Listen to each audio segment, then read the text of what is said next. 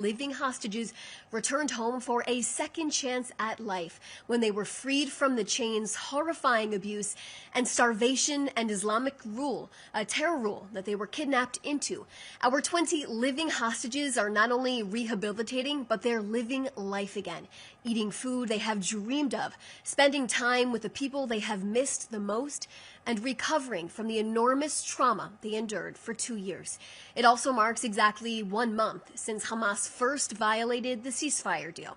As they did not return all 28 of our deceased hostages, they were held in captivity.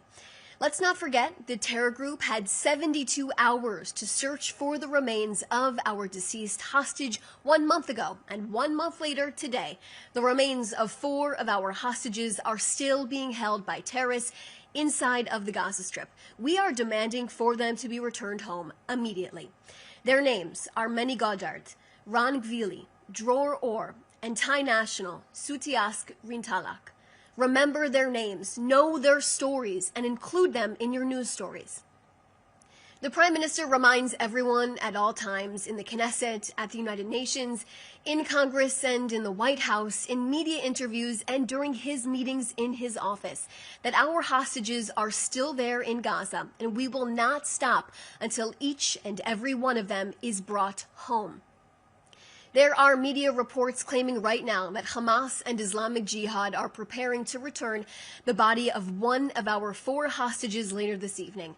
I can share with you that Israel has not received any official notification of this yet, but we are prepared 24/7 to receive the remains of our hostages. We will know only it is one of our hostages' remains once it is transferred to the Forensic Institute and is confirmed with proper identification.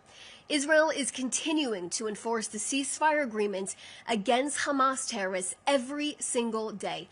On Wednesday, a terrorist was identified crossing the yellow line near Khan Yunis and approaching our IDF forces. Following the identification, our IDF soldiers eliminated the terrorist as it posed an immediate threat to our soldiers. Additionally, on Wednesday, while IDF troops were operating in the area of Rafah to dismantle underground terror infrastructure, all in accordance with the ceasefire, they identified 4 armed terrorists on the eastern side of the yellow line within Israeli operational control. Our forces acted and struck and eliminated 3 of the armed terrorists. Prime Minister Netanyahu has made it abundantly clear Israel will work to defend all of its borders and will do so independently to protect our nation from any threat. Prime Minister Netanyahu will make independent decisions for this country, for all of its citizens. And Kogat announced today that about 250 Gazans in need of medical treatment and their caregivers and Gazans with dual citizenship exited Gaza on Wednesday through the Kerem Shalom crossing to the Allenby Bridge crossing and the Ramon Airport. Also, the Zikim crossing is now open for the entry of humanitarian aid trucks into the Gaza Strip.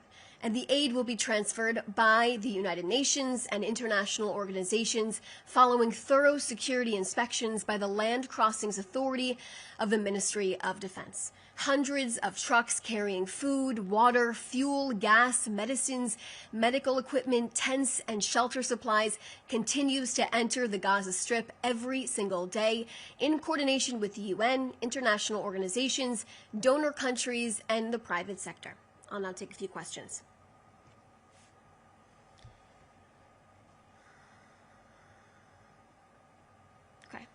So the first question is from Dan Williams, Bloomberg.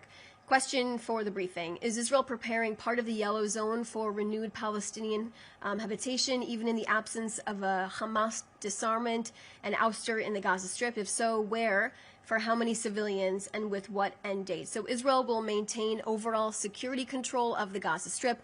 And of course, all details in the 20-point plan will be followed. Israel will continue to uphold this 20-point plan. Alexander Cornwell from Reuters. All right, this is a very lengthy question. U.S. Secretary of State last night expressed concern about the recent wave of settler violence in the West Bank. Overnight, Chief of Staff Eyal Zamir condemned recent settler attacks, according to Israeli police. 3 of the 4 individuals were arrested on Tuesday. Does the government unequivocally condemn acts of violence committed by Israeli citizens against Palestinians in the West Bank? So let me tell you this on Judea and Samaria. Any incidents of lawlessness are dealt with to the full extent of the law. The IDF operates under strict ethical guidelines and international law in Judea and Samaria. Commander of the Central Command made it clear that the IDF does not accept any situation in which lawbreakers harm property and civilians. Jewish communities are under attack, and they are oftentimes conveniently overlooked in the media. Israel has experienced a wave of terror perpetrated by individuals, many of them very young, inspired by vicious incitement in Palestinian social and traditional media, urged on by the Palestinian leadership. The Palestinian Authority systematically rewards people for attacking and terrorizing Jews, and the more serious offenses, the more money they receive. The abhorrent pay-for-slay initiative by the PA has continued, and the policy must stop, as it drives and it fuels terror against Jews. Now, as part of the ceasefire, Israel released 250 Palestinian terrorists serving life sentences. The PA paid these same terrorists, many of them from Hamas, and they have made a collective of $70 million. 9 major attacks took place in September, 8 in the West Bank, Judea and Samaria region, and one side, Israel. The security services were able to foil 105 major terror attacks.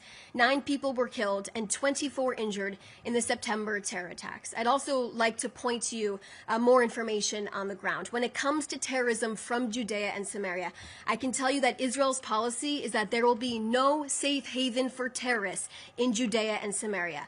The IDF and our security services continue to operate vigorously to foil terror attack activity in the region, and we will reach anyone who harms the state of Israel and its citizens and our soldiers. The terrorism against Israeli citizens is the result of ongoing incitement directed by Iran and Hamas, encouraging attacks against civilians and their murder, and attempting to ignite additional arenas. Let's also bring everyone up to speed about the events of today that came out. Let's talk about the reality. Shin Bet and IDF announced today with the Israeli police that they dismantled a Hamas terrorist stronghold where terrorists operated in the Bethlehem area, planning to carry out shooting attacks against security forces and Israeli civilians. More than 50 terrorists were apprehended in 15 different operations that took place. One of the terrorist cells was in advanced stages of operational readiness, preparing to carry out attacks within the immediate time frame. Now, thwarting this type of terrorism prevented significant terror attacks from happening, which could have had a devastating toll on our soldiers and our citizens.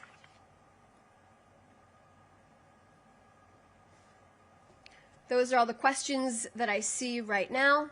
If anyone else has any other questions, please feel free to reach out to the Prime Minister's office. Thanks so much for joining us today.